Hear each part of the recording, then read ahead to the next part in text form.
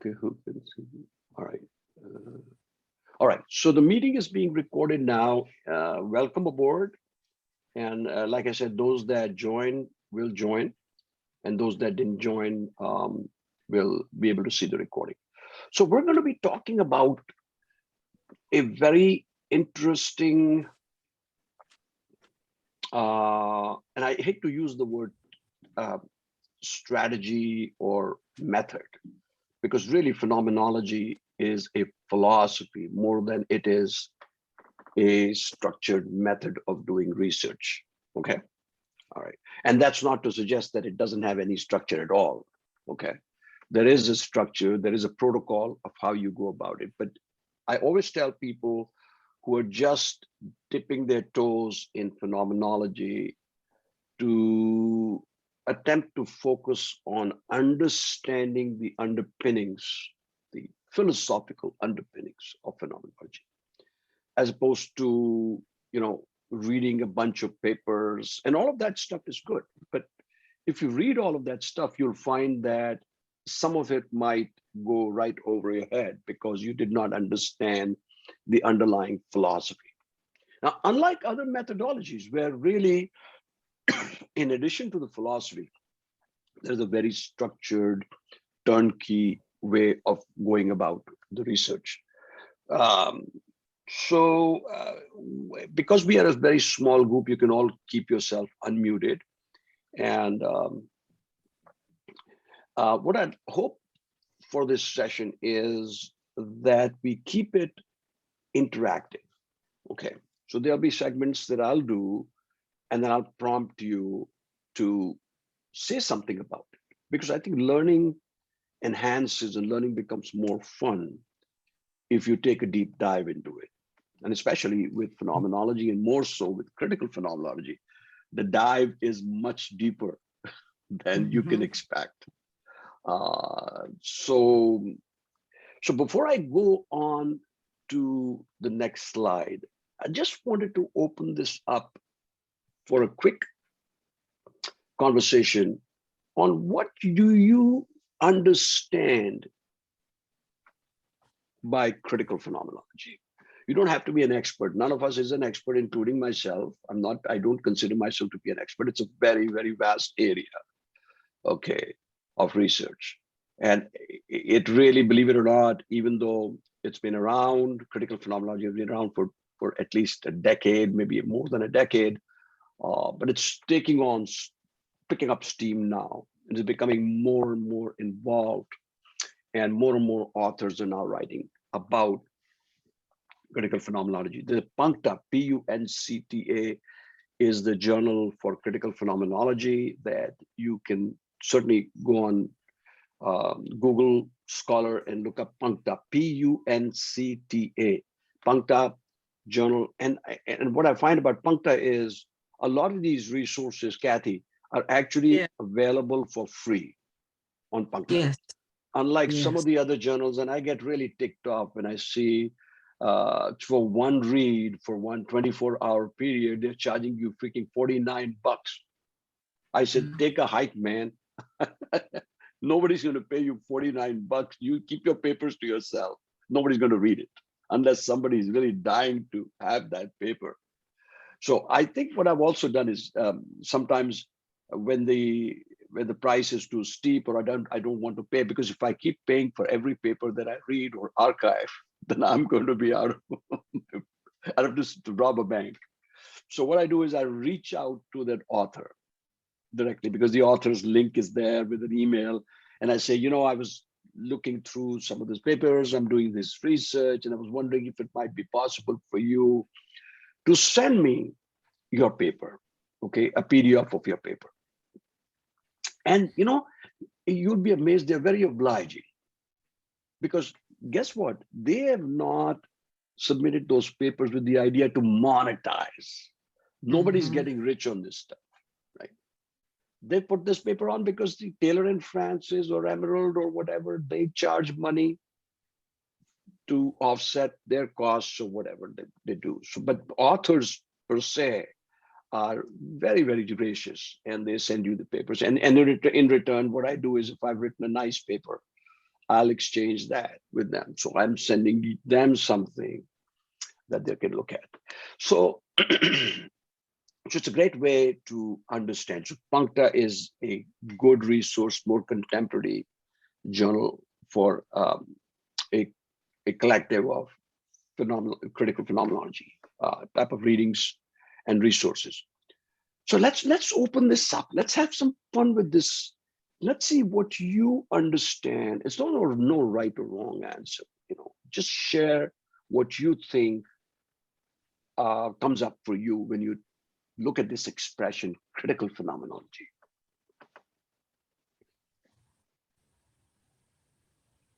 Sir, I can try. Sure. I have not very little knowledge about the subject, but only from your YouTube videos that I have watched. But phenomenology, as you always describe, like it's about lived experiences. And since Right. it's the word about critical, so if we had to combine both, so having one's lived experiences plus looking at it subjectively and critically from another person's point of view. That's what I can think of from this topic. That's a good beginning. That's great. Um, so you have somewhat Dr. Paul? described. Yeah, go ahead, Kathy. Oh, no. Then you continue and then I'll add. Yeah, so You were going to say Ume something, just Dr. finished. Baham. Ume, did you have anything else to add on that? No, not Okay, much. but that's a good stab you took at it. It's a really good start. So Kathy. I was going to add as to what the young lady said. I didn't catch her name. Good morning. But exactly what she has said, but with the critical phenomenology, it's by looking at critical issues like the isms as part of the perspective of how you are understanding what the participant is saying, how you are hearing their lived experiences and how you are understanding them through this critical lens of the isms, whether it's classism, racism, gender issues, homophobia, ableism. And so it takes it to that deeper level of not just the lived experiences, but also, what makes their lived experiences so dynamic. And this is where the subjectivity comes in. Very, very nice. You took it. So Ume, because Ume is not in research, but nonetheless, she took a stab, and I really appreciate the fact that you jumped right in and said something. And of course, Kathy built on that a little bit more. Okay, so it's kind of like these building blocks we have. So anybody else would like to give it a shot?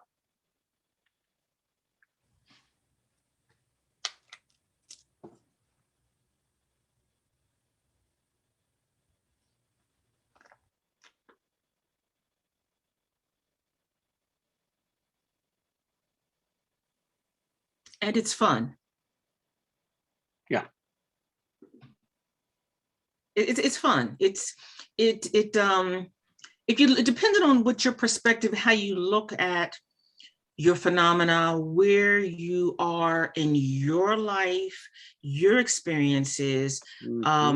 It's amazing, and it's also surprising at wow. It's like a sense of wonder, like, okay, so where am I going with this?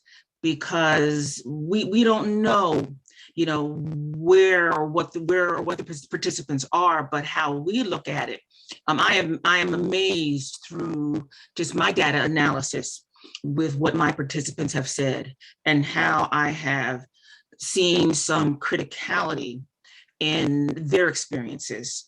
And it's just amazing, and it's kind of fun to do. And I'm sure you'll talk about the double hermeneutics, about understanding how just they for make sense everybody, of just how they make everybody sense. knows that Kathy is one of my students that I'm coaching. She's a doctoral student and just doing some amazing work. And Kathy and I had a number of Zoom conferences in which we've discussed so many different things, and we're almost on the same page. We're galloping together. Or shall we say trotting? Yeah. Yet we haven't started galloping yet. Absolutely. And it's good to be on this journey with you, Dr. Bahal, because, you know, we are of the same mindset in terms of how we want to understand our participants and also what we want to expose and report that hasn't been reported. And, you know, for me, I look at it as an attitude of just, wow, you know, okay, you know, data tell me more. And then it helps me to delve into different topics. Just for example, from my readings thus far, I'm looking at it from the standpoint of mistreatment of Black bodies. With my, you know, dissertation and with my topic, and the criticality. And just for everyone here, I am my dissertation is a critical phenomenology of young Black professionals and how they use their social capital to support Black youth in underserved communities. And as I read the participants' stories about themselves and what they're doing, I see how the main theme that's coming up is racism, and it's also mistreatment of Black bodies, from what I hear from the Black professionals themselves, as well as what they're saying about why they're doing what they're doing. And this is where I'm getting deeper and deeper into it in writing my chapter 4. But it's fun. Wonderful. So I don't want to scare anybody here, you know. It's fun. Yeah, it's great. I like a challenge. Kainat, would you like to say something about critical phenomenology? So I actually had no idea, but from whatever Kathy ma'am has just said, I think it's about understanding the individual subjective perspectives related to very critical social issues, maybe.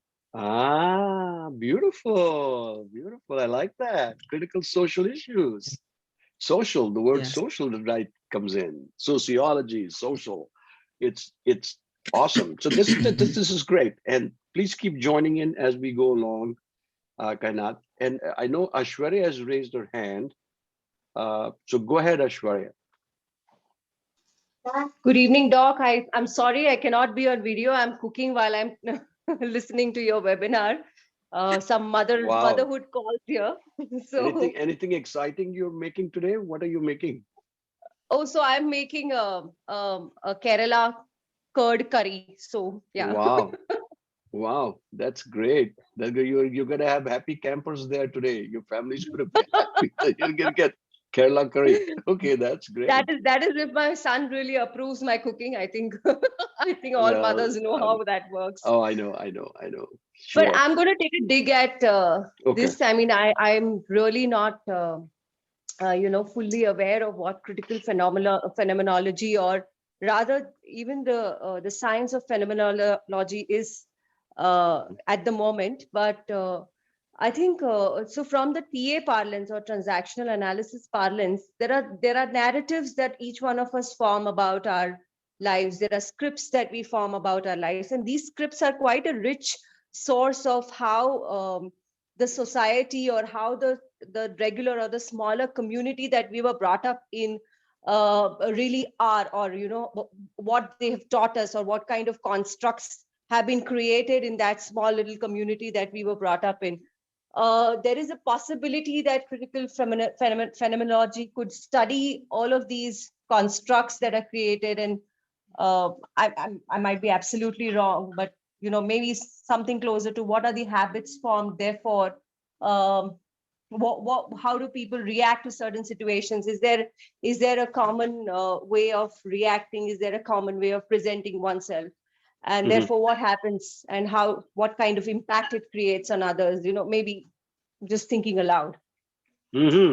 Interesting. So you're looking at it from the standpoint of TA, transactional analysis. That's right. Right. And yeah, so you are correct from the standpoint that we each have our own stories and narratives. Okay.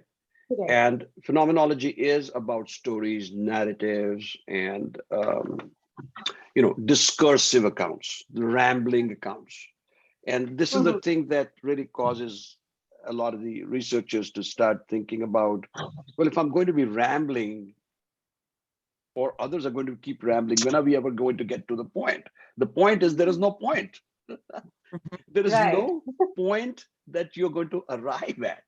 And so people approach phenomenology as though there's going to be some end result, right? As though they're going to have this grand awakening, right? This huge epiphany. Right. You're going to have epiphanies, but the product, we don't look for a product. Like, for instance, if you're looking at poetry, right? You don't ask a poet what is the end result of your poetry, right? The entire process of writing, formulating the poetry is in and of itself the result. It's kind of like a journey, right? You're on, and you're picking up tidbits and from people, other people's stories, and you're piecing them together, piecing the narratives together to try to understand the patterns that are emerging there, right? So Right. So you're as I absolutely, understand it, you go ahead. sorry. Yeah. So, No, go ahead, as I please. understand it, I think what critical phenomenology, I'm still struggling to say that word. Please don't mind me. Yeah, so I think it's about the continuity rather than the end or the result of what one observes. That is so true. There is no such thing as, okay, what is the end result? So what is the outcome? So if your dissertation chair is asking you, so what did you find? What is the outcome of your entire research? What is the expected outcome if you're a part of the journey? I mean, you could be wondering, oh my goodness, I didn't start this project with an outcome in mind, because everybody told me that phenomenology is just go along with the flow and see what is emerging. You allow the phenomena to reveal itself to you through those discursive accounts. You don't run after something. You allow yourself to be in a state of wonder, in a state of intrigue, in a state of suspicion, okay? And allow it to impact you, rather than you going out there and trying to seek out. And there are other methodologies where you actually do go out and seek out the end result, because you set up like for instance, in quantitative studies, you set up a hypothesis number one, hypothesis number two, and then you go out there to prove or disprove the hypothesis, which is a deductive method. Phenomenology is an inductive endeavor. It starts from specific cases to a very general discussion, not general as in generalization. There is general, just some general observations you make about what you see in the corpus, corpus meaning the number of participants you may have interviewed for that research. So, Sudhir, would you like to say something about it? Or Sandeep? Sandeep, right?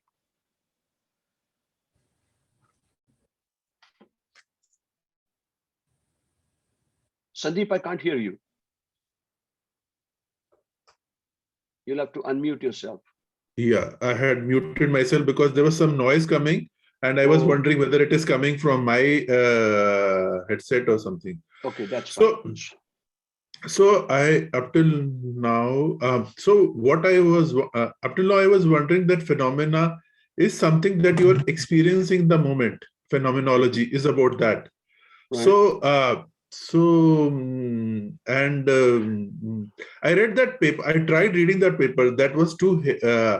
I could only make the first few pages were at least I could see some sense, but after that I could not understand it beyond that, and then it became too heavy, and I left it actually. Now, if you think that paper was dense, yeah, wait but till you read the other papers.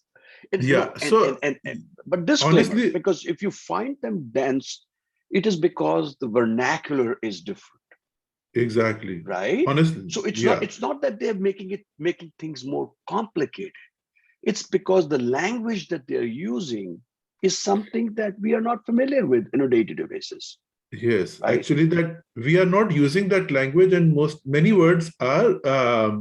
So it required a deeper, I'll say, reading, maybe a second reading to understand that, or a third, or a third, or a third. But Yeah. what did you glean from that? Yeah. So what I was actually, while listening now, actually, I'm trying to make a different sense out of it, and I was wondering, as Kathy said, about critical experiences, critical this thing. So, so do these mean significant phenomena that we experience? Is that what it is about?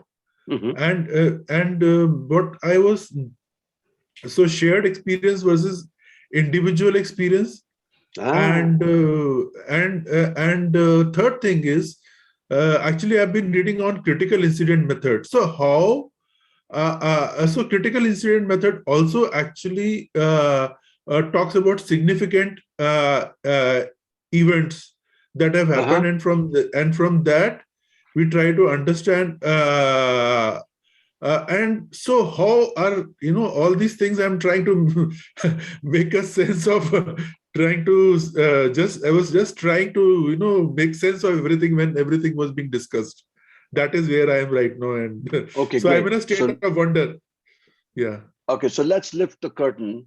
Okay, and let's go to the next slide. Okay, so let's see what is, first of all, before we understand critical phenomenology, we really have to have an understanding of what phenomenology really is, right? The critical gets added later, but first you got to understand at its very basic, at its very essence, what is phenomenology. So let's just read this together. It looks like a mouthful there, but I'm going to try to deconstruct that to the extent possible and try to simplify the terminology, because, and I'm trying to keep this basic. And I know for Kathy and a couple of the others, it may be a little too rudimentary, but I think I am of the mindset that we always learn something new, okay, regardless of how basic it is. Sometimes in the very basic stuff, we come away learning something more advanced, okay, that we can put to use.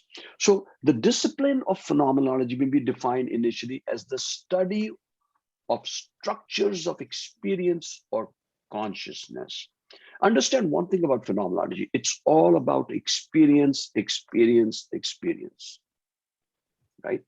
Just keep that in mind. It's very heavily experiential, experience-laden endeavor.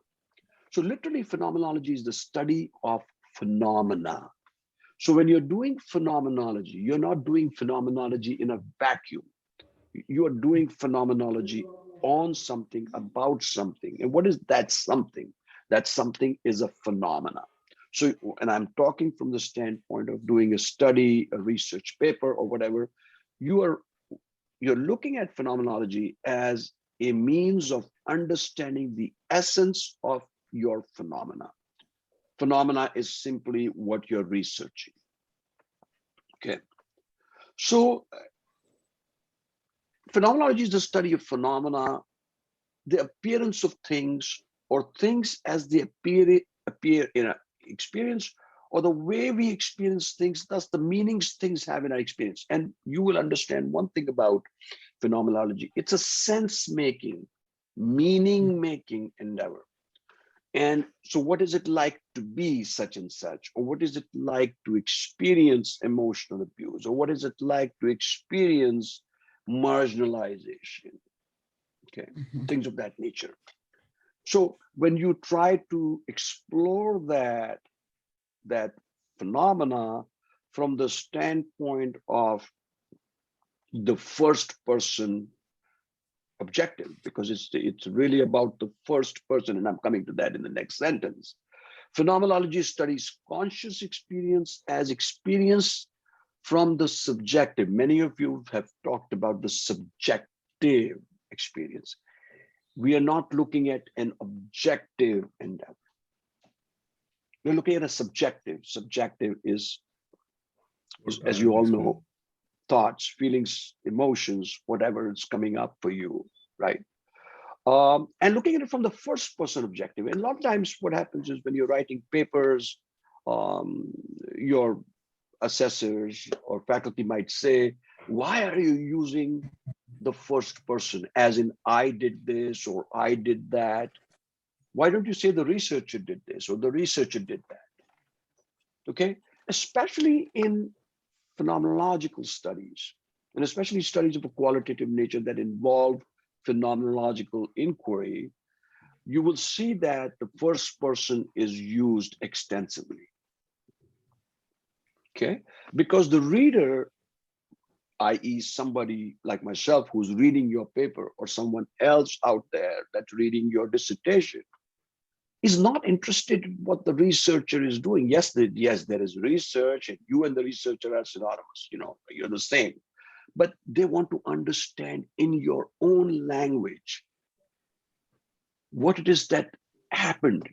What did you do? What did you do? What did Kathy do? What did Kainat do? What did Aishwarya do? Not the researcher did this, the researcher set out to do this. And you know what? In some of the more objective, deductive type of studies, which involve quantitative methods, okay, there's extensive use of the third person. As a matter of fact, they shy away from the first person.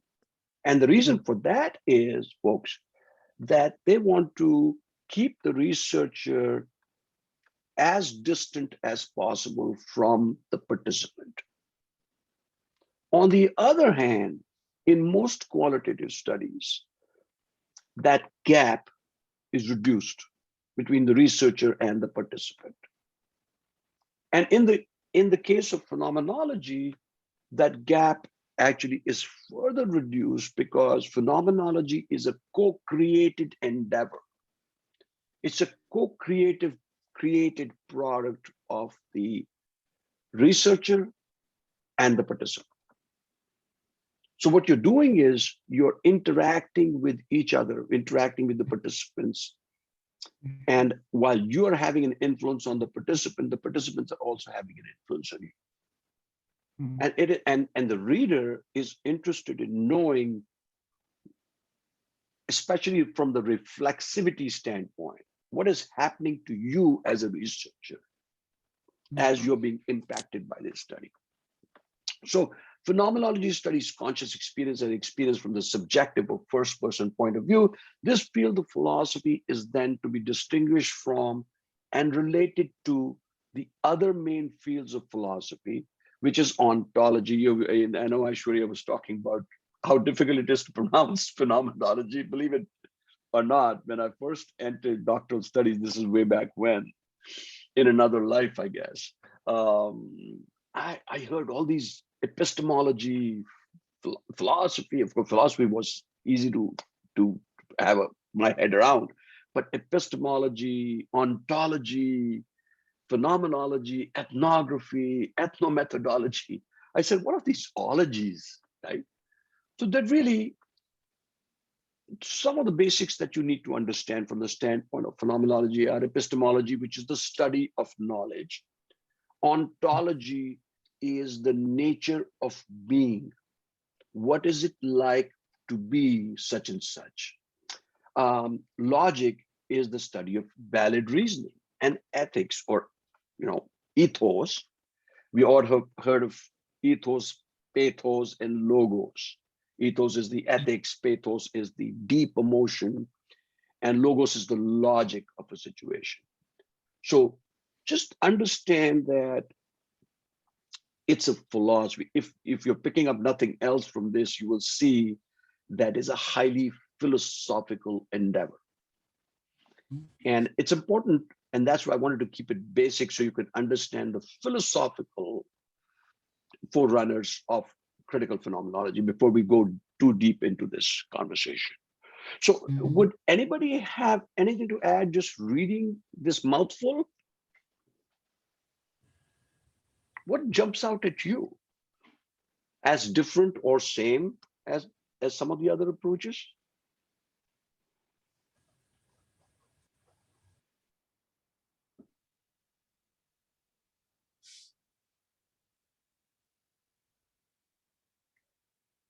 For me, I think what stood out was the entire explanation around how the researcher is also watching his own experiences while he's going through the experiences of others, while he's attending to the experiences of others. I think that's something that really stood out for me as an individual. Hmm. So why is your experience as a researcher so important? Because it's not about you. The research is not about you. The research is about a phenomena. The research is about a phenomena as it is described through discursive terms by participants. So why is it so important to have your voice in there, your reflexivity? Why? Can anybody take a stab at it? Go ahead, Swakshadeep, and we'll go to you, Uma. Just 1 second, okay? Let me just listen. So Swakshadeep, what did you have to say? So I think the perspective of a researcher really matters because it's not that we are just observing a phenomena, but we are observing a phenomena through our own lens, and that's where I think the positionality of the researcher comes in. Interesting. Can you say a bit more about that?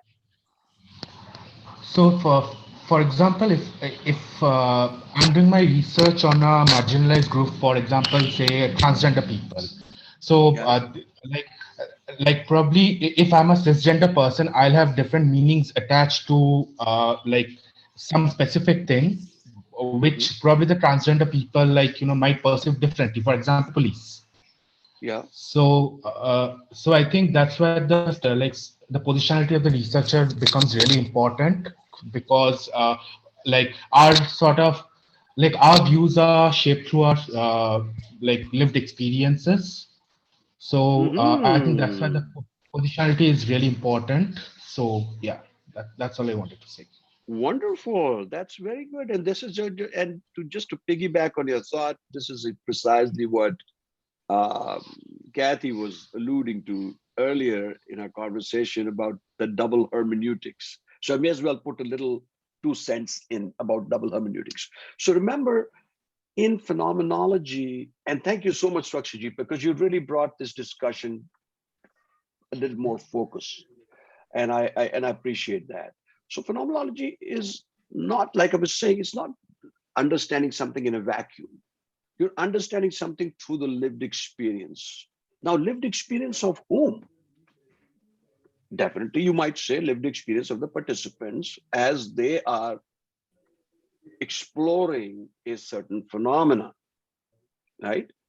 But you are also looking at that phenomena distantly, maybe through your own lens, through your own perceptions, attitudes, biases, or whatever.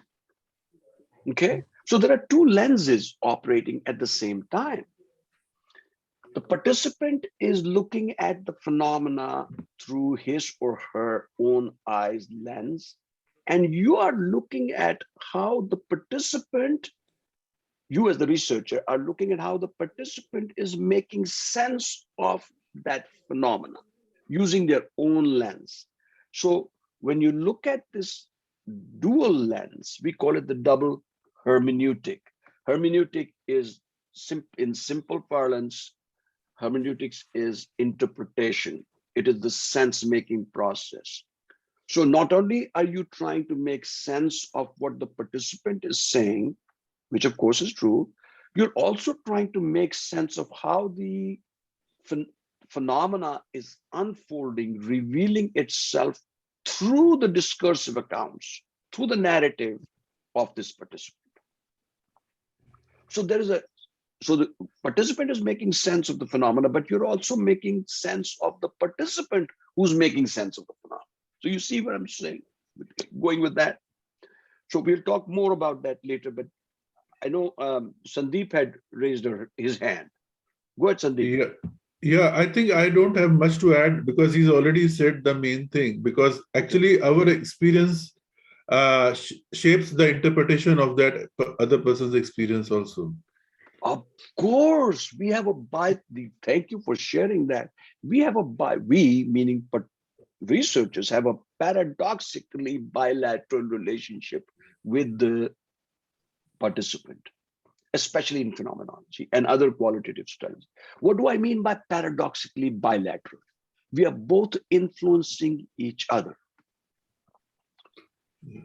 Okay?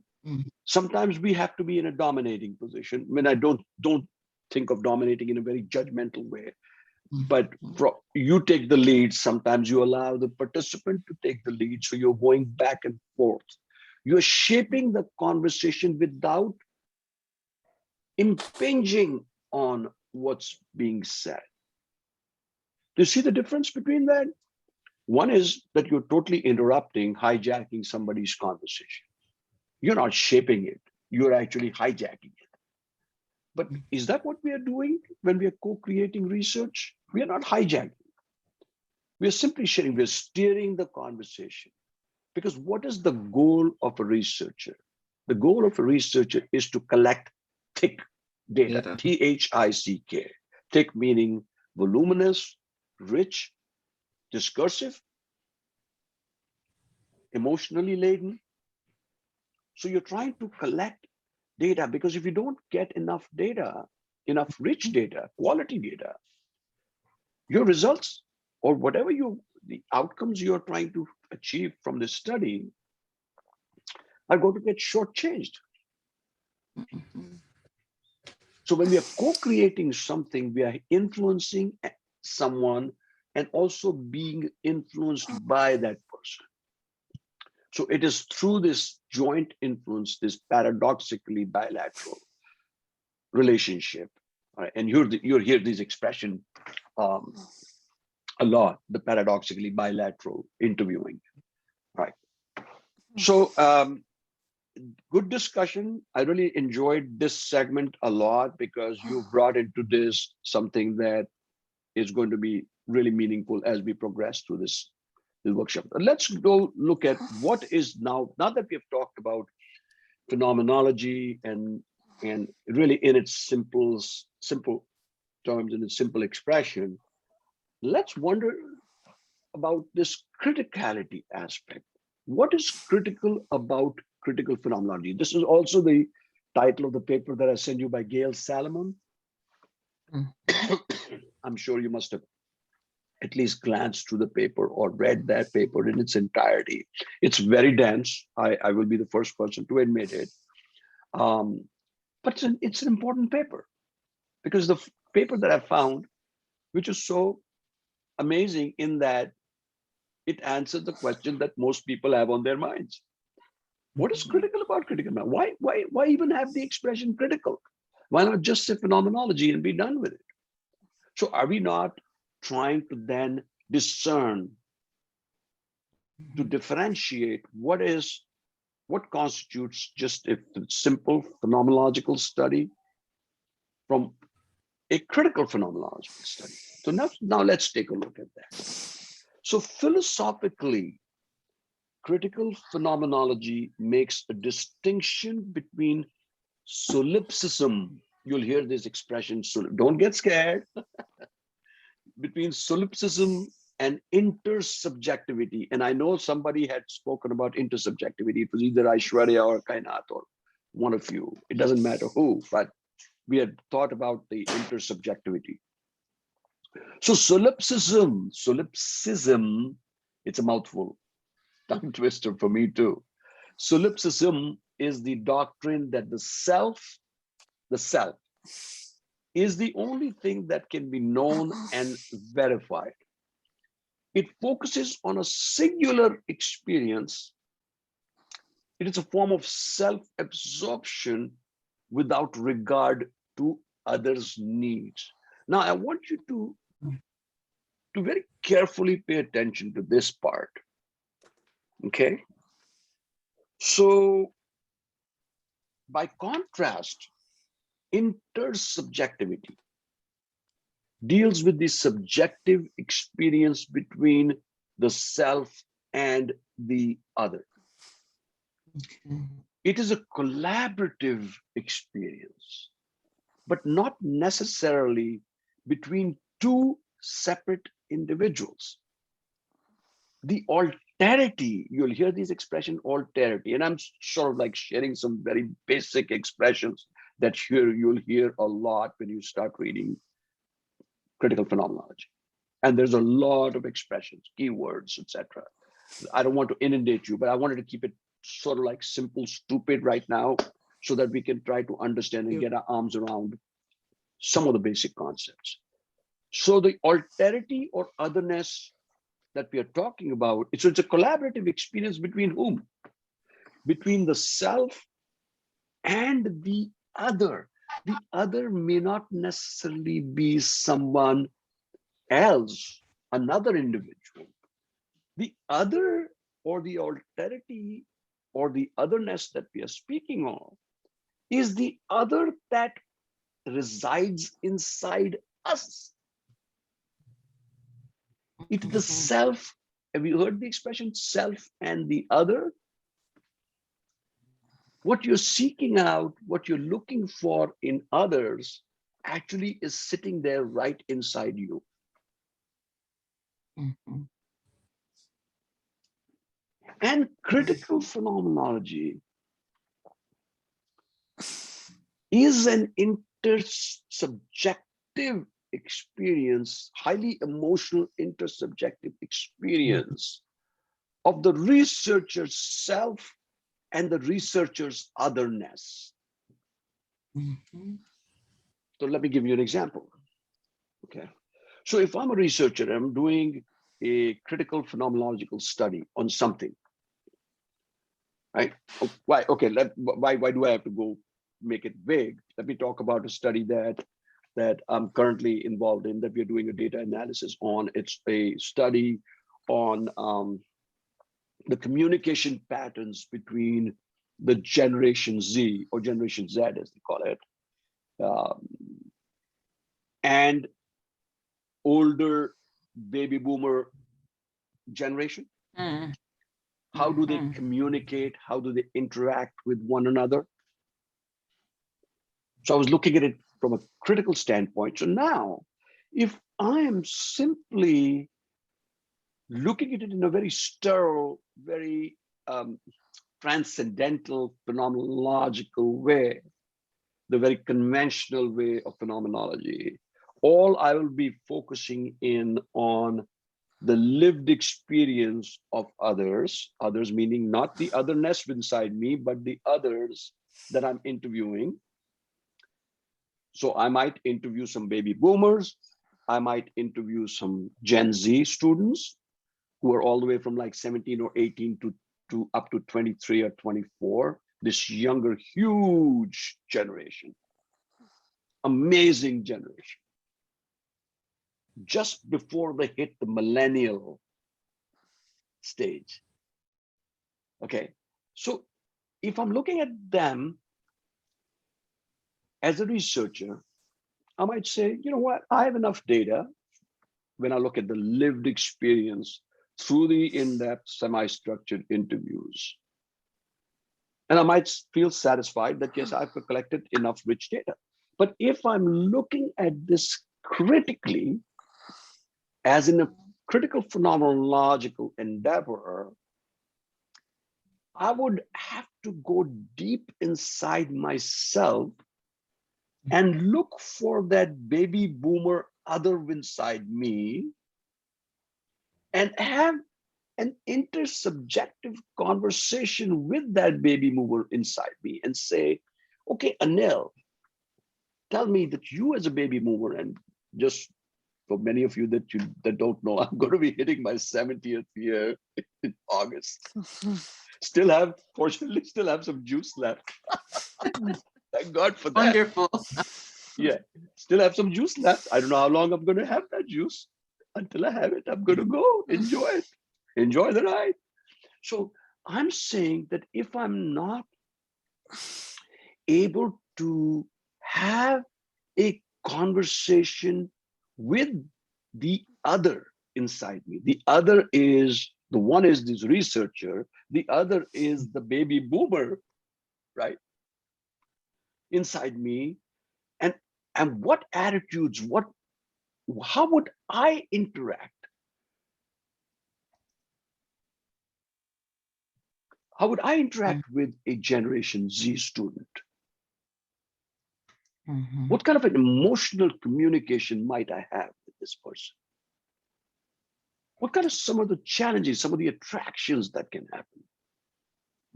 So unless I'm comfortable or in conversation with that other inside me, I cannot look at this study critically. And this is what Gail Salomon starts saying about that in her paper.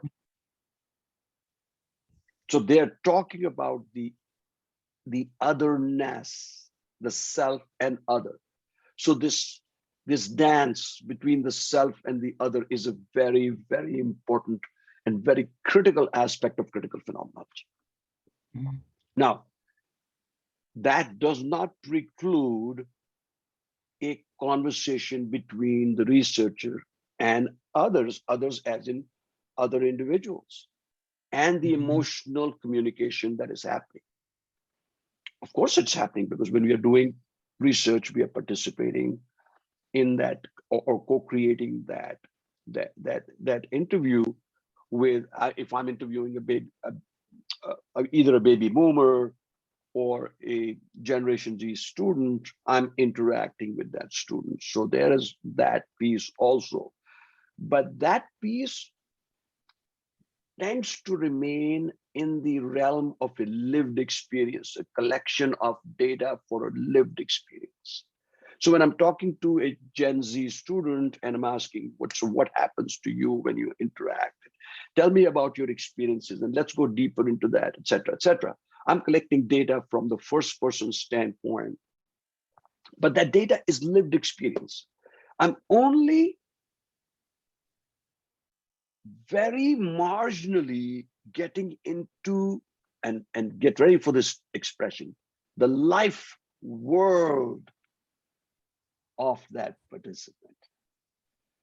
So understand the difference between a lived experience and the life world. And we're going to talk about that in a bit. But I just wanted to throw that in there just so you know, and don't get confused by this. And you're saying, okay, Dr. Bell is saying first he's telling us this conversation, this intersubjective relationship between the self and the other, as in the other inside me. So what about, so the other inside me would be something like, okay, so if I'm talking about Ume, okay, or talking to Ume about something, what part of Ume resides inside me that I'm not having a conversation with myself on or about? If I totally have an external focus, then I'm only listening to Ume's life stories, Ume's lived experiences. But the moment I start to do the navel gazing, the focus inward, and look at the other, look at the pieces of Kathy that reside in me, or pieces of Aishwarya that are inside of me that I'm not having a conversation with, I cannot do a critical analysis study. So in simple language, it is relating, it is the capacity to relate empathically with what you're researching or who you're researching.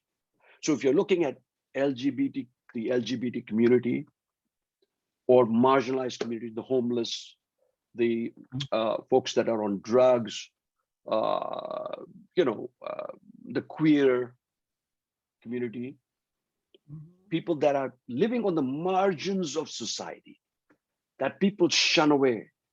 No, and that is where the self and other comes. Now, there's another other, because people say, oh, they're the others. I'm white. They're blacks. They're people of color. So it's me and the other. Now, I'm not talking about that otherness alone, which we will, of course, build into the critical analysis when you're doing critical phenomenology. But at its very basic core level, if you do not have the capacity to have that intersubjective relationship, intersubjective conversation between the self and the other who's also within yourself, Mhm. a part of you, you're only doing part of the job. Okay. So at the end, I said there is no self without the other. So this again is there's a lot of discourse, intellectual discourse about that. Some folks would say that, you know, the ones that believe in solipsism would say there is nothing more than the self. There's nothing more relevant. There's nothing more germane than the self. Then yet there are others like Kant and other philosophers who say that there cannot be a self without the other. Mhm. You cannot exist in a vacuum. Mhm. And somebody talked about being in that social environment, and we are becoming products of what we hear, see, feel, think, not only ourselves, but how others are impacting us, impacting our lives. Sir, Yes, go ahead, Ume. can I add? So, sir, when we talk about other and otherness, okay, so one viewpoint, as you said, it is about putting yourself in that person's perspective, you know, how it would be a transgender, how, or a generation Z that you spoke about, you know, Right. if I would be a generation Z, how would have I react to that situation? Is it in Yes. that way? Is my interpretation right? Yeah, of course, that's where it starts. That's where it starts. So if I'm a researcher and I'm researching Generation Z, you're calling it Z. In the States, we call it Z, right? Z. So we are looking at Generation Z, really. Unity, you always think it is different, you know, they are different, so you know whatever They're they are different. experiencing, you may not, so the emotional interpretation of it or the way you interpret will be very different. But somebody you relate to completely, for example, somebody who's gone through emotional abuse or sexual abuse, and if you too have experienced the same or an incident same, then your intensity and interpretation of that event or the phenomena would be different. So that Correct. otherness again is very broad, as an expression, and if we had to concretize it, sir, how would you say it? Okay, so for that, I wanted to just put Kathy on the spot for a bit, okay? Because in a recent conversation, Kathy and I we were talking, and Kathy related to me how she and I forget, it was her sister or cousin or whoever had gone Yes. out of the country. And tell them Yes. about that. Tell them about Yeah. that, Kathy, and how she looked at your skin. When my sister and I were children, my parents, we traveled. We went all over the world, and we happened to be in Italy. We were in Sorrento that day, and we had stopped in a small little village, and there were just kiosks there with, you know, people selling their wares and goods. And my sister and I were standing there with a donkey, and we wanted to take pictures of the donkey, but the man who had the donkey wanted to charge my father, and my father was thinking, yeah, okay, right. But at the same time, there were two little children standing on the side, and they kept looking at us, and the kids were 5 and 6 or 7. They were young, and they kept looking at us. And all of a sudden, one of them ran up to me and rubbed my skin. I'm African American, and they rubbed my skin, and they saw that my skin was darker than theirs. I mean, that's the assumption that I'm making. So when they rubbed my skin, I am assuming that they thought, oh, this darkness, this dirt or whatever that's on her skin is going to come off. And, you know, the recent conversation that I had with Dr. Bahal, I was thinking, wow, it just kind of reminded me of the gaze, the look of being seen as the other in a situation where with these kids, that was their norm, to see nothing but white people. But when they had a chance to see someone Black or with darker skin, they didn't know how to react short of, let me see if I can rub it off to make sure that these people are, you know, like me, but just have something on them that's making them darker. And that was a powerful moment, because of just how I was being viewed as different. And now that I'm talking about it again, I'm beginning to think that maybe these kids wanted to make me like them. So they came up to me and started rubbing my skin to take the blackness off, but they couldn't. Or possibly just the childish curiosity, right? Yes, yes. There's nothing more Yeah. than the innocence that, right? She comes in and she tries to rub the skin off. I mean, so it's, so now if Kathy were, and I know not Kathy were doing it, Kathy is doing a research. And Kathy and I talked about this situation. And I said, Kathy, this would be a nice one to capture in your study as your experience. Yeah. Yes. Of how the self and other come about. Absolutely. Right? And that's why, as I'm continuing to do my research, the main theme I came up with had to do with the mistreatment of Black bodies. And I think back to that experience because for me, it was a mistreatment. It was an invasion because someone didn't understand my immutable characteristics and they wanted to change it. So in a way, I was mistreated. Keeping that in mind, when I talk about my participants, I'm hearing a lot of that in their stories about themselves. And I'm also hearing about it in their stories about why they're doing what they're doing to help Black youth in underserved communities. So as I'm doing this, and as I'm talking now, it's getting deeper and deeper in terms of the critical phenomenology. And also just, we're talking about the intersubjectivity of me, the researcher, and the otherness of not just myself, but also with my participants. Yes, yes. That is great. And I know a couple of folks have raised their hands. Swakshiji, you first, and then we'll go to Aishwarya. Go ahead, Swakshiji. Sorry, I didn't lower my hand since last time. So. Oh, okay, okay. So anyway, we'll go to Aishwarya. Aishwarya, go ahead. I'm really touched by what Kathy's experience has been. I in fact, it's just opened my eyes into an experience that I had with my 5-year-old son very recently. So we were traveling. So I live in India, and in Pune, in India, and we were traveling by a car to a restaurant, and we lowered the window because there was a third gender woman who had come to our car to beg for money. And my son was looking at her very intently and didn't was trying to figure out and the way she spoke. And then suddenly he asked her in Hindi saying that, why do you talk like my dad? Why is your voice like my dad? And she was taken aback. I was taken aback for a moment, saying that, okay, this is an uncomfortable moment for all of us. And then once she left, I actually had to sit down with my son and show him pictures of the different genders that we would see. It's not just boy and girl or man and woman, and you would have another gender. Somebody would feel like a man, somebody would feel like a woman, but would be in a. So all the explanation that I had to give him, and now he realizes, because all along his school life, he's only talking about, there is this character Meera and Jim who are who are boy and girl.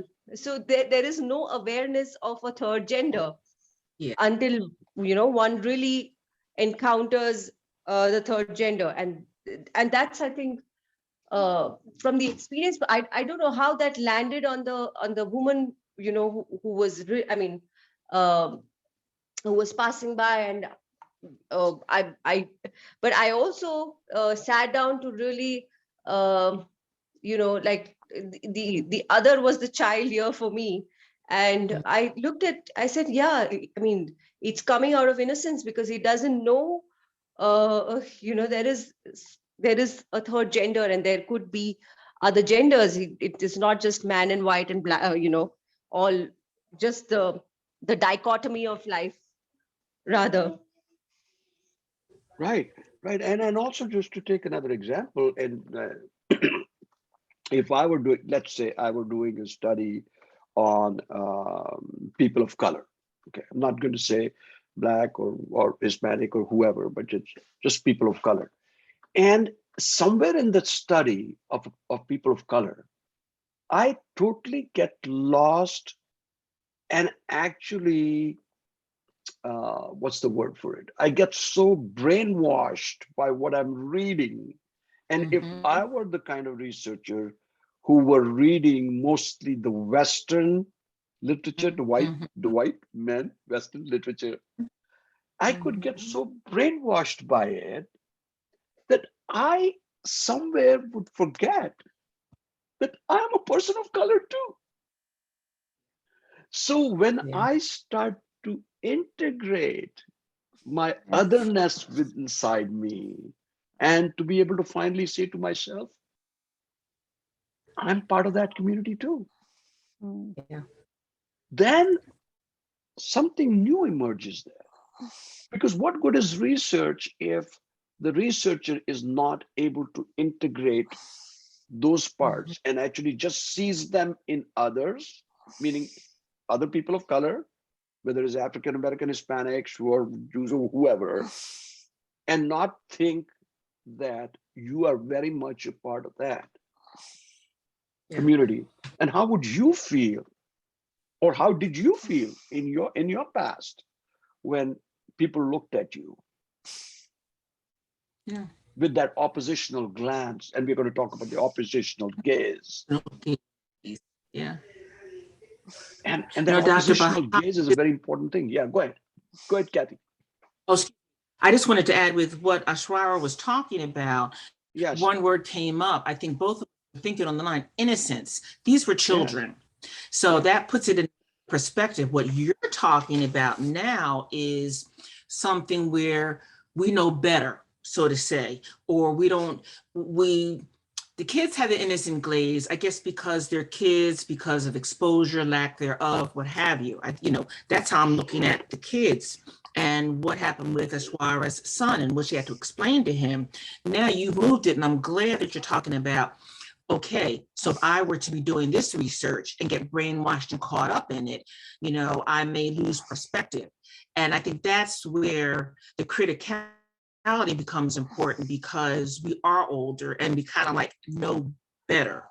Yes. So that's what I wanted to, throw in there when we talk about that whole intersubjectivity. Absolutely. And that is so critical. So as you're seeing, there are many different perspectives of that intersubjectivity. Yes.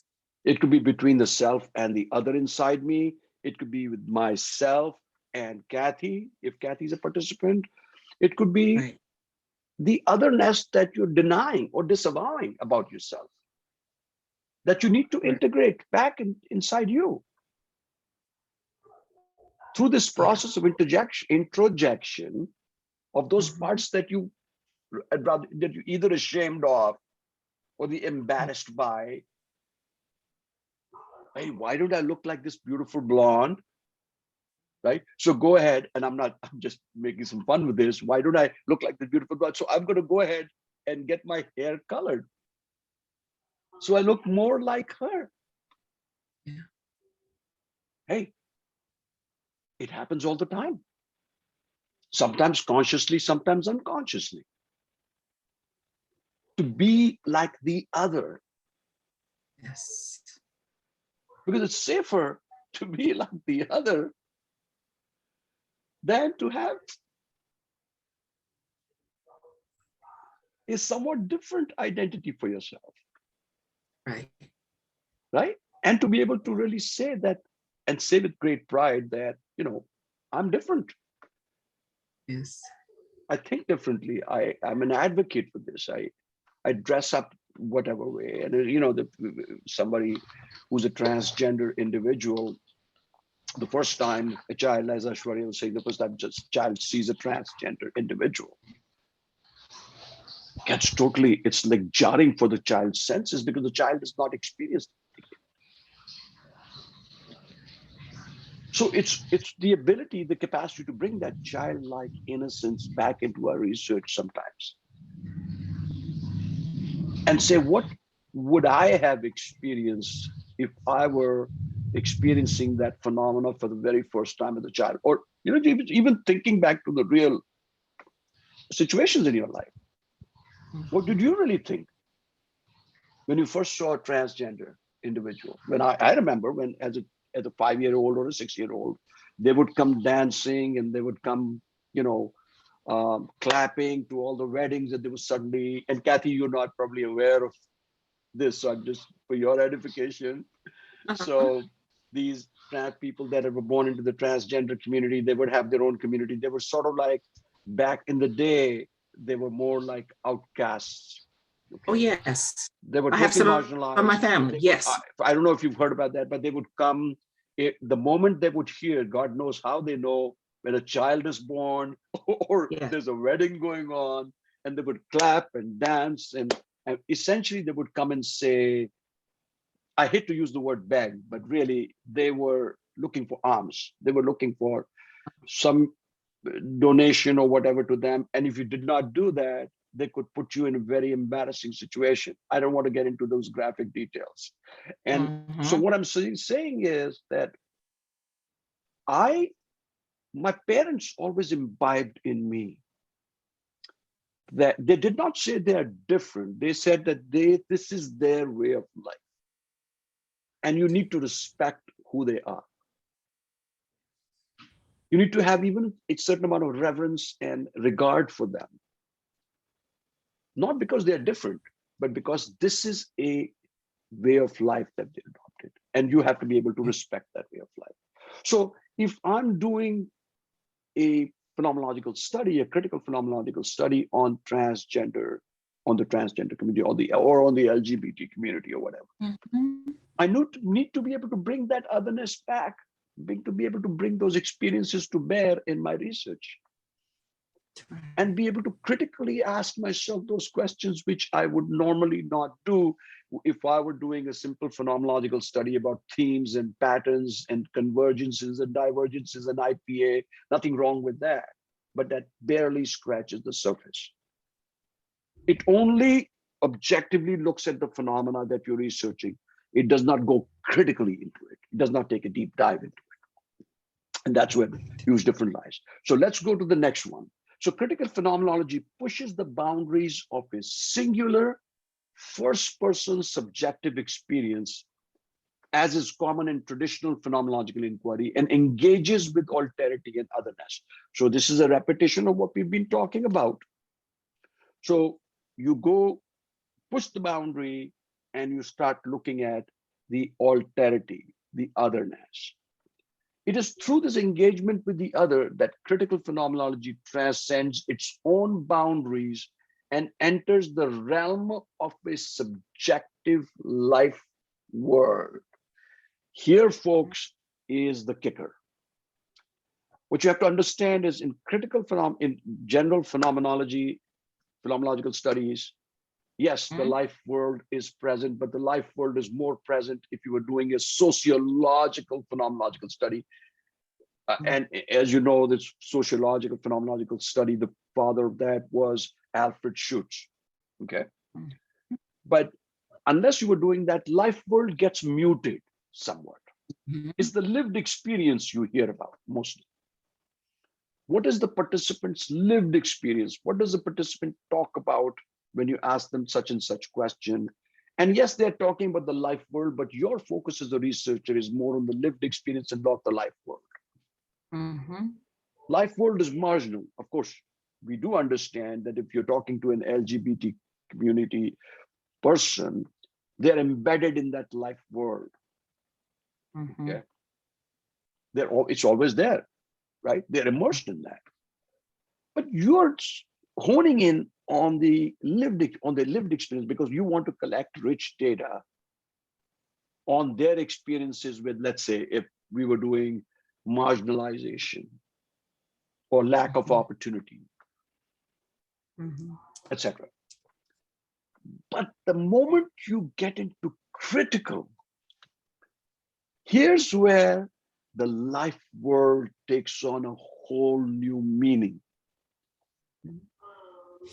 So to be able to critically and phenomenologically inquire about a phenomenon, until you know the life world, the sociological world, or the social world, if you want to just capture it that way, you're only barely scratching the surface here. So you are invited to take a deeper dive than you would normally in a simple phenomenological study. And it is this deep dive that sort of like discourages new researchers from getting into critical phenomenology. If you thought phenomenology was all mumbo jumbo and convoluted, wait till you get into critical phenomenology. You could not be doing a phenomenology, critical phenomenology worth its salt if you barely scratched the surface, if you remained on the table and weren't able to look deep down within the phenomena as it occurs in the social world, as it occurs in their life world. So if I'm doing a study, let's say, Ume, on the Muslim population, right? And I only talk about what I'm reading from research, right? And I'm putting it all together because I want to finish the study. But until I know, and until I'm conversant with people of a Muslim origin, unless I'm getting to know them, making a conscious effort to get to know them and their life world. By getting to know their life world doesn't necessarily mean just going out to have a lunch or a coffee and have a little chit chat and say, oh, I've now entered the life world of Ume. But to enter Ume's life world, I have to make that extra effort to understand that. And likewise, whether it's the LGBT community or whatever. Kainat has raised her hand. Go ahead, Kainat. Yes, sir. So I was just thinking from all the discussion that is it about critically introspecting your own self, like for example, like Kathy ma'am was talking about how people with different skin colors are treated. So like for example, if I am talking about that and I'm thinking about how other people experience it, and then I try to critically analyze it at how I experience it. Like I'm getting a little confused with the other part here, which is within me. So like, will I try to question myself as to how I behave, and deep down what I have learned? Maybe that is ignored, my experiences. So like I am not able to differentiate between my own self and the other that is within me. So Kathy, you want to take a stab at that? Did you hear the question? Yes, I did. And it's an interesting question. Okay, here I go. I'm going to go back to my title again, or my theme of my criticality in terms of mistreatment of Black bodies. I look at myself as a woman of Black African heritage, but I also look at myself as have been marginalized because of my race, because of my gender, and because I'm a person with multiple disabilities. So when I look at it from that way, it kind of helps me to better understand what my participants are going through, because I have been marginalized, because of some of the ways they have been marginalized. So that helps me, but I'm beginning to wonder if it's going to get me in trouble. Dr. Baha, you mentioned different philosophies or methods like IPA. And I'm thinking with IPA, and this may get off course for a second, but I'm thinking with IPA, where does my epoch or whatever come in? Because bracketing, my biases are coming, And I'm thinking as I'm writing this, and I'm using IPA, and IPA is like a conglomeration of Heidegger and the philosophy of phenomenology, but it also has some other byproducts as part of being putting my biases on the shelf. And I'm finding I can't do that, with understanding my being marginal, which helps me to better understand my participants. So I hope I answered that correctly. Okay, so you have just muddied the water. I know. Okay, and people are probably thinking, what's she talking about? But in a good way, in a nice way, in an intellectual way. Because here's the thing, and you brought in something I was just dying to share with everybody. Because I don't want to make it too complicated for those that are new, that they have a nascent understanding of phenomenology. In phenomenology, what we have to do is there's a thing called bracketing. Okay, bracketing is nothing more than putting into brackets, into parentheses, your biases, your attitudes, your preconceived notions, your assumptions, etc., for the purpose of research. What do I mean by that? So if I'm doing research on a certain phenomena, let's say emotional abuse, I have some already understanding of emotional abuse. And I want to make sure that that understanding does not wittingly or unwittingly impinge upon the study, that I do not, untactfully, shall we say, guide the participants' accounts to formulate or to conform with my understanding of emotional abuse. I want to hear their understanding of emotional abuse, them to say what they mean. So to the extent possible, I put them in the brackets. So it's a conscious endeavor that I know these are my understandings, my preconceptual framework of this that I'm going to put aside for the purpose of the study. And then in my final chapter, when I have a discussion, I can bring in this in the form of reflexivity. Okay. Now, here's what happens in critical phenomenology. Okay. In critical phenomenology, you are actually encouraged not to bracket too much, because you want your own attitudes, assumptions, frameworks to enter into that conversation. Because how else are you going to be able to take a deep dive into the life world of someone? Right? Because the life world, you're immersing yourself in the life world of the participant, but a part of that immersion comes from your own understanding of that life world. And so you're encouraged to not bracket to the extent that you are sort of like to divesting totally from what you think their life world is.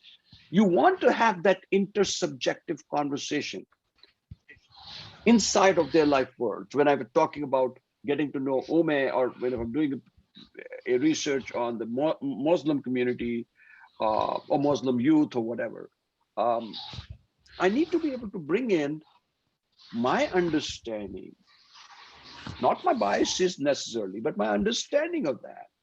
Because if I don't bring those understandings in there, Numa's going to think that, oh, this is just a superficial meeting. He's holding something back. Ume would like to hear from me what I think about the mores, about the customs, about whatever, right? If I'm looking at it critically, if I'm just doing a phenomenological study, I could be content with the life world or the lived experience of Ume and others that I interview from the Muslim community. And I could write up a research.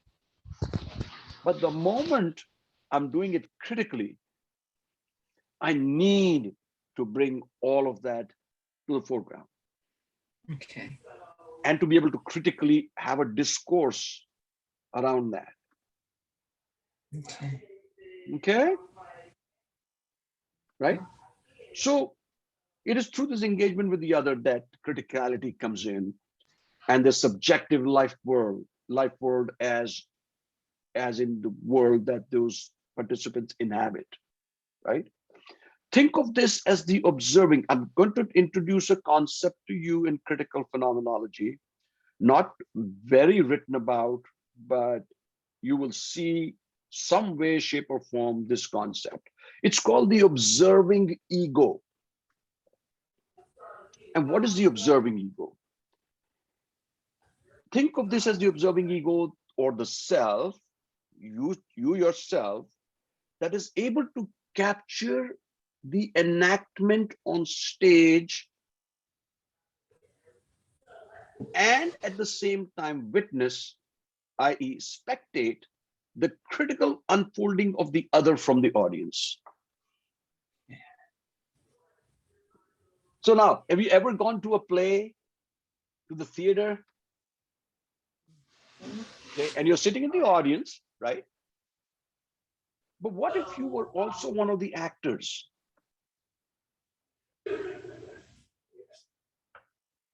So a part of you is sitting in the audience spectating, but there's another part of you that is actually on stage.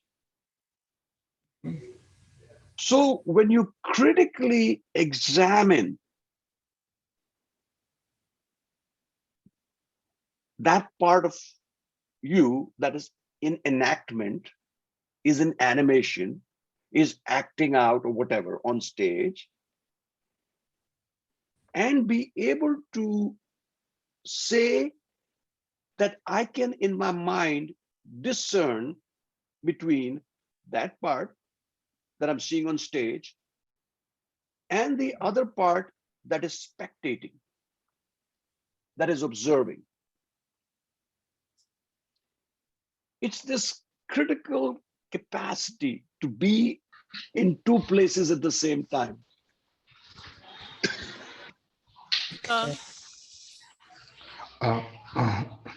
Yes, go ahead. Umi, I'll come to you. Just let's give Sandeep a chance. Yeah. So just to clarify my understanding, so if so if I have a friend who's criticizing my another friend who's not responding to his calls, and my interpretation is that she may be busy, that is why she's not responding to the calls. So that is so when if I am a researcher, so I in a normal research, phenomenological research, I would actually capture what my friend who's not able to get the call, he is going to experience. But in phenomenology, in critical phenomenology, I am also going to share about my experience also. Because how I am feeling about it, I'll be adding to it.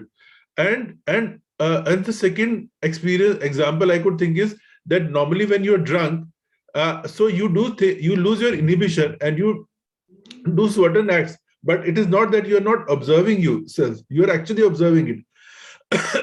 So it is like that. But okay, so this is if my understanding of this is correct, I was wondering how this adds value to the research and how does it enrich the research.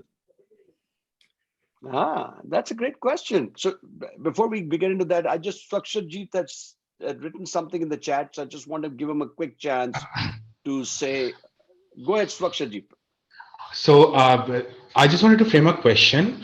So in the entire like research sort of the binary or the like disruption of the binary that we're talking about, like where does the if, for example, if I am like there's also like a oppressor oppressed binary which acts within like the privileged communities and the marginalized communities, for example,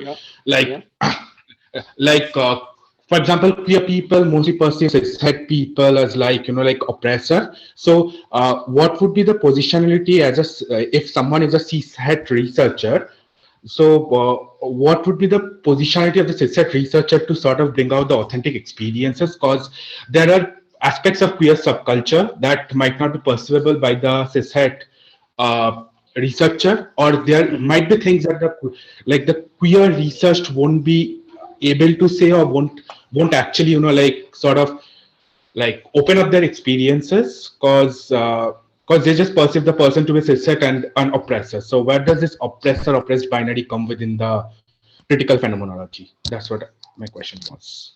That is a huge, the oppressor, you're going to have a lot of conversations around the oppressor and the oppressed. If you read the work of Paulo Freire, right, the pedagogy of the oppressed, I think you'll see a lot of those constructs there with the oppressed and the oppressor, because isn't that a conversation that is happening not only externally between you as the researcher and when you're reflecting on how the oppressors behave, but you're also having a conversation with yourself. What parts of you have been the oppressor? What part of you are you denying? Have you never oppressed anybody? Have you never controlled anybody? Okay. Right? So what I understand is it's not just about critically analyzing my vulnerabilities, but also where I have oppressed someone vulnerable. It's Right. basically an analysis of all the experiences that I have gathered. All the experiences, all your insecurities, all your frailties, you have to be able to bring them into this. It's kind of like all grist for the mill when you're doing critical phenomenology. You cannot just say, oh, I'm only going to talk about my good parts and I'm going to only shed light on my altruistic parts as a researcher. The moment you get into critical phenomenology, you have to expose a lot of yourself.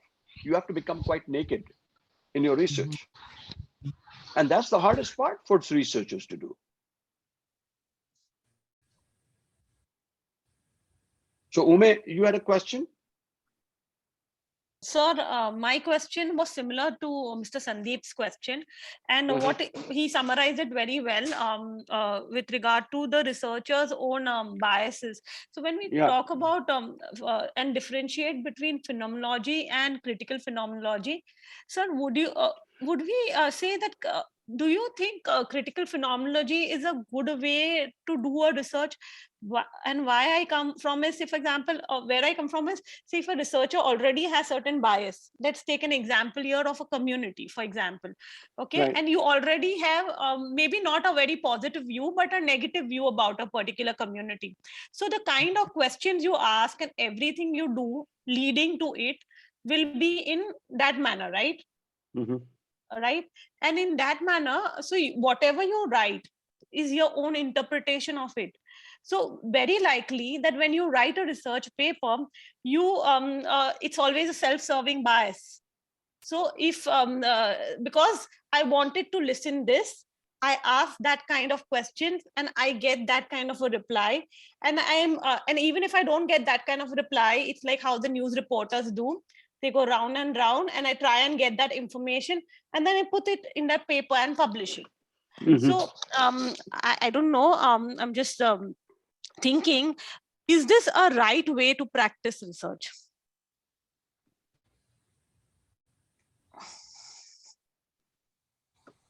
Okay, first of all, in phenomenology, there is no right or wrong. There is no one right way of doing it, because we are not after facticity. You hear the expression facticity about the facts. Is somebody telling the truth, or is someone telling lies? I often get this question from my students. Sir, as I was doing the interview, I could just tell that this is all hogwash. This person was taking me down a different rabbit hole. I'm asking him this question, he's taking me here and taking me there. It's all lies, all embellishment. So should I just discard that interview totally? Yes, you would. If you were after the right or wrong. If you were, all your research was centered on was the accurate right answers. In quantitative research, you do that oftentimes, very objective. But in subjective, you don't know that what you consider to be the wrong is that participant's own perception of the phenomenon.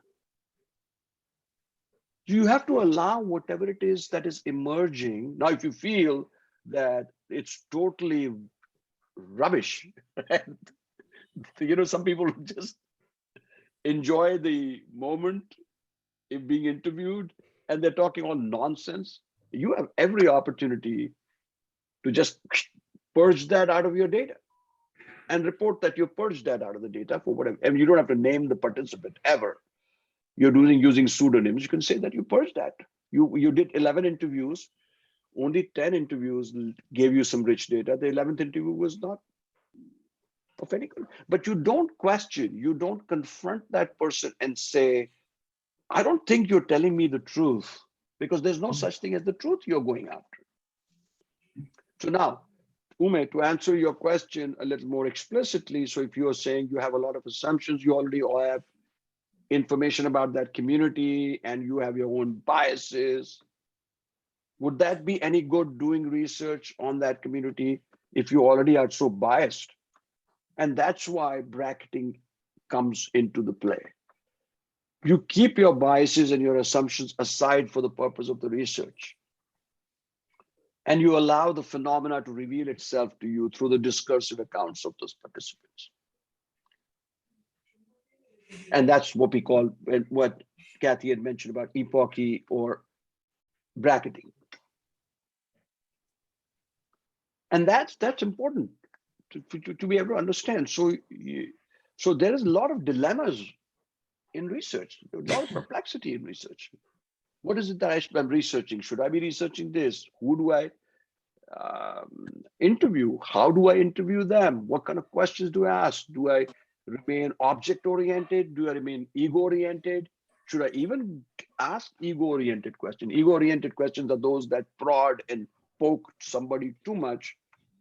And then the next thing you know is they jump right out of the interview. They don't want to be interviewed. They feel humiliated. Your idea as a researcher is to be able to collect rich data. And yes, you push some boundaries, but you don't push so hard that the person just gets totally mad at you and doesn't want to be interviewed anymore. What good is it doesn't serve any good purpose there, right? So just remember that part. Okay, so Sakshajit, did you have a question? Your hand is up. No, sorry. I again didn't lower it from last time. Sorry. Okay, all right. We got to get your hand permanently down, my friend. All right, so let's go to the next part. Critical phenomenology has been inspired and instigated by feminist thinking. This is the origin of critical phenomenology. It has a lot to do with feminist theory, feminist thinking, the anthropology of ethics, okay, queer theory, and often takes its point of departure in the life world of those living on the margins of society. Who are these folks that we are really centered on? Critical phenomenologists look at very atypical phenomena that are not being studied for whatever reason. Very uncommon phenomena. They try to shed light, they try to illuminate those phenomena. For people, not too many people want to study people of color, queer people, LGBT community, drug users, homeless people, people living with dementia or other mental illness. A researcher doesn't want to, they want to research all the beautiful rosy pictures. They don't want to go into those communities because it's hard. It's tough work, it's challenging work. So the critical phenomena, the person with a critical phenomenology mindset has to be a very special person, in my opinion. It's not for everybody, right, Kathy? Would you agree? Yes, I agree. It comes from experience, interest, curiosity. Exactly, exactly. And the pursuit of critical phenomenology as a philosophical endeavor is not merely an unmasking of what is hidden. Please, folks, it is not an unmasking or discovering what is hidden. Right. It is discovering what is there in plain sight that you have chosen not to look at, that others have chosen not to look at. As Foucault puts it, the role of philosophy, and especially of critical phenomenology, is not to discover what is hidden, but to make visible precisely what is visible, that is to say, make evident what is so close, so immediate, so intimate, that because of that, we do not even perceive it. Kind of like, you're living in a marriage for 35, 40 years, you take each other for granted. And sometimes you don't even know what's going on because it's so close. And she's saying, I just told you that 5 times yesterday. Did you hear me? Oh, did you? I'm sorry. Because you're constantly with that person that you choose, sometimes either consciously or unconsciously, you sort of like gloss over or choose not to hear. So critical phenomenology is not uncovering or unraveling the mysteries of the hidden or the obscure. Of course, what is hidden and obscure will unnaturally come out. But your conscious endeavor is to look at the social ills. That's what you're going for. And that's what you're explicitly stating in your research.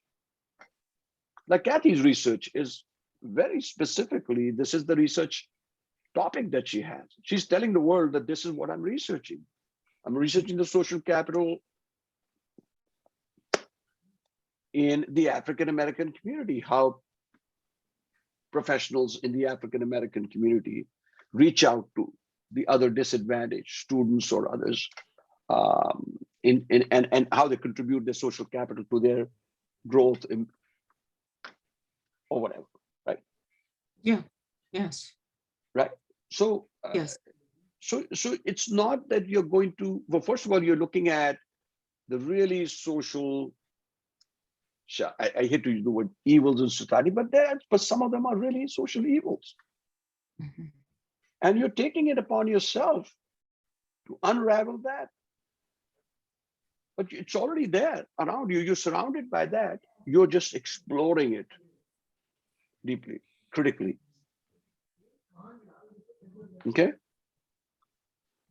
So now we're going to take, with about 15 minutes left, I'm going to give you the two really examples of how different researchers with a different mindset look at the same phenomena.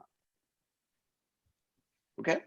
So now here's an example of how critical phenomenology can help us look at the same phenomena quite differently using lenses of intersectionality. And because of the time limit, we could not get into intersectionality, but you'll hear intersectionality, the work of Kimberly Crenshaw, that I would encourage you to read up, and Mestiza Consciousness. Let us see how an author in the West, so let's say how an American author or a researcher wants to talk about huddled spaces. Huddled spaces. Everybody understand huddled spaces? That spaces that are tight, like you're packed like sardines, almost. You're huddled together in very close quarters. Huddled spaces in the spread of the COVID-19 infection. Remember, now, wherever there was a density of population, especially in India and some of the other highly populated countries where there was a density of population, COVID spread really fast across the board. I'm talking about at least a year, 2 years ago. Okay, it spread like wildfire. But even in the US, COVID took a lot of deaths. In fact, the US was the leading country in the world with the leading number of deaths, the most deaths in the world. So if you're looking at this first question, let's look at this first question. Whether you are looking at a wealthy high-rise in New York City or slum dwellers in a major Indian metropolitan city such as Mumbai, the spread of the virus is difficult to contain. This is the first statement. So this is a person, an American, a white guy. It doesn't have to be necessarily white, it could be whoever. Is thinking of this dilemma, is thinking about this huddled spaces. Your phenomena is this huddled spaces and the spread of the COVID-19 infection. So whether you are looking at wealthy high rises in New York City or slum dwellers in a major Indian metropolitan city such as Mumbai, the cages, there's a lot of density of population there. The spread of the virus is difficult to contain. Very, on the face of it, very benign, right? Hey, nothing wrong with this. This is a pretty accurate thing. But an author with a critical and different mindset, which is given to critical phenomenology, might state the same question differently. And how might this person state it? So let's look at that. Whether you are looking at wealthy high rises in Mumbai, whether you're looking at wealthy high rises in Mumbai, or the poor and homeless community in LA, Los Angeles, the spread of the virus is difficult to contain. Now, if you look at that, somebody with just a conventional phenomenological mindset might say, yeah, both questions or both statements are talking about huddled spaces and the spread of the COVID-19 virus. But on closer examination, you will notice the following.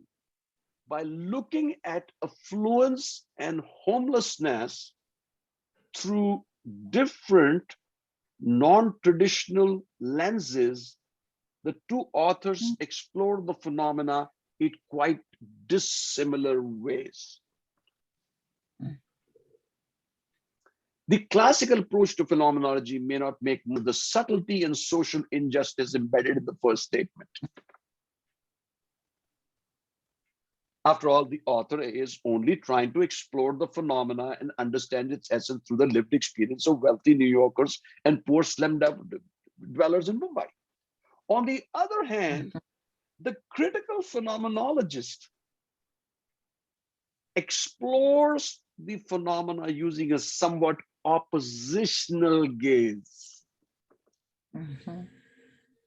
So he takes, or she takes, a diametrically opposite view.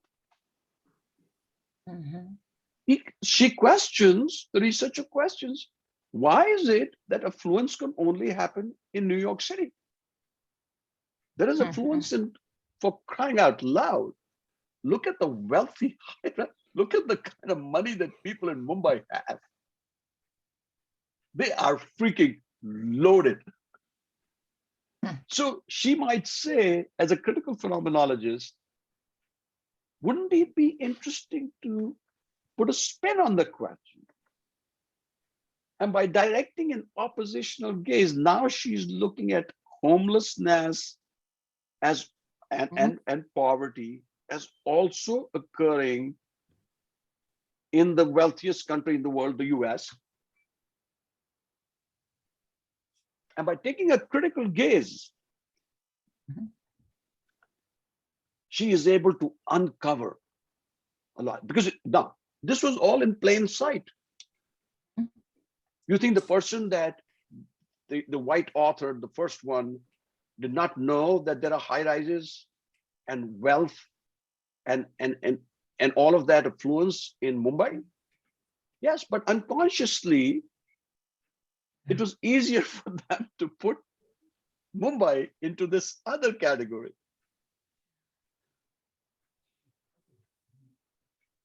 and accentuate the high rises in New York City. Now, again, nobody can sit there and criticize it. It's okay.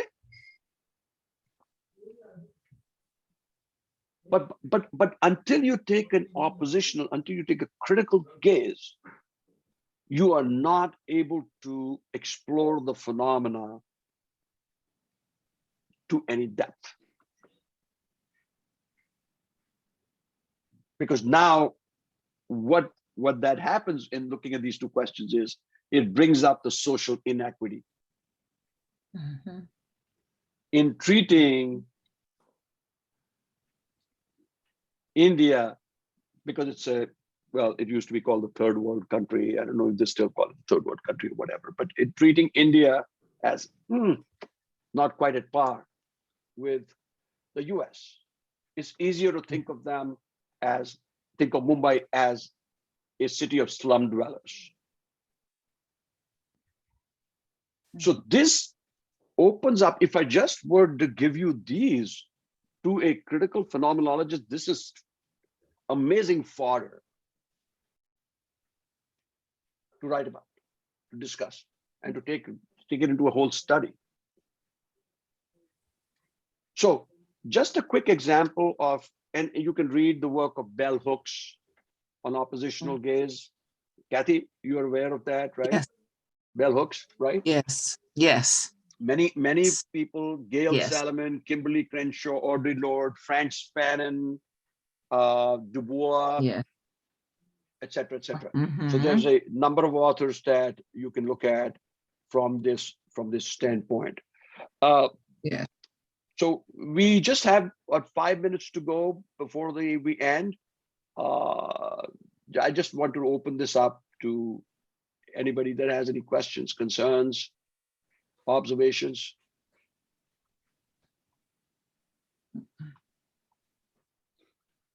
Sir, I think as you said, so from whatever we spoke about critical phenomenology, phenomenology.